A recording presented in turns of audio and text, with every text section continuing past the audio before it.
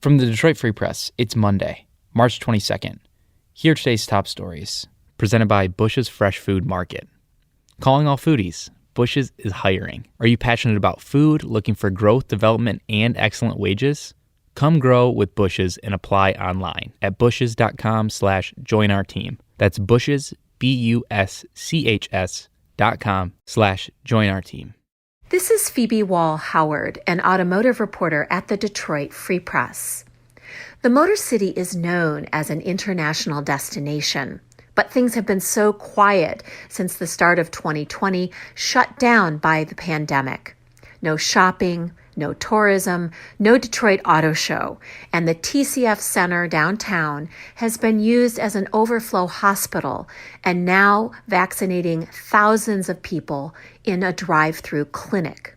But what's happening downstairs at the TCF Center? The upstairs sits quiet and empty, but downstairs it's vibrant and hundreds of people come through every single day that no one really sees or understands. It's a team of volunteers led by Faith who are helping Detroiters. It's a tale of hope and kindness amid crisis. Father Tim McCabe of the Pope Francis Center is leading the way with the help of a top auto executive. Go to freep.com to hear more. This is Brian McCullum, music writer with the Detroit Free Press. Detroit star Aretha Franklin is the subject of two major film projects this year, and the first one premiered Sunday night. Genius, Aretha chronicles the storied, sometimes turbulent life of the Queen of Soul, from her roots in Detroit church to the heights of global acclaim.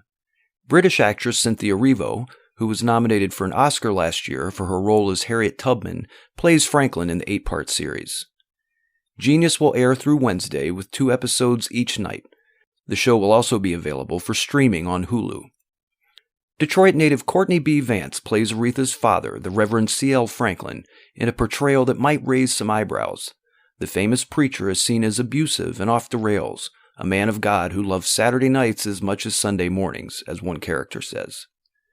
Erivo gives a nuanced performance as Aretha Franklin, showing a singer who's confident in her talents but battling turmoil around her and fighting to make her own statement in the world.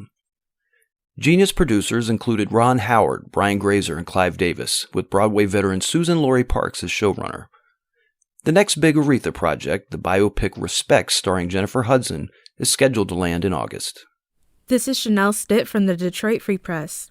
Spectacle Society is a new optical boutique located in Detroit's Corktown neighborhood that sells independently made eyewear. The store is set to focus on an inclusive and accessible experience for all people. Store owner Tina Arroyo said 5% of proceeds made each year will be donated to a local nonprofit in Detroit, and her customers will get to choose the organization that will receive the funding. The starting price for frames is $180, and the store accepts health insurance and flexible payments. There is not an optometrist on site, and customers have to bring a prescription from an eye doctor. Arroyo hopes to become a resource for Detroiters that are looking to bring their personality out with a new pair of glasses. I'm Andrew Hammond for the Free Press Sports Department.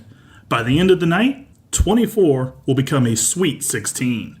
A spot in the NCAA tournament's second weekend is on the line tonight as the top-seeded Michigan Wolverines will take on the 8th-seeded LSU Tigers. One of 8 games on a loaded Monday slate. Michigan looks to reach the Sweet 16 for the first time since 2019. A win would also mark the first time in school history that the program has made 4 straight Sweet 16s. Not only are the Wolverines playing for history, but for conference pride as well. A rough weekend by Illinois and Ohio State puts pressure and hopes on Michigan if the conference wants to see its first national title in men's basketball since 2000. Tip-off is scheduled for 7:10 p.m. inside of Lucas Oil Stadium, and the game will be broadcast on CBS. For the Detroit Free Press, I'm Tad Davis. Hundreds of people in Michigan have died as a result of the coronavirus. But to us, they're more than a number. The Detroit Free Press is telling the stories of loved ones lost due to the coronavirus. If you have a family member who has died and you would like to share their story, we'd like to hear from you. To share your story, you can leave us a voicemail at 313-444-2760 or fill out the form at our website. See you tomorrow.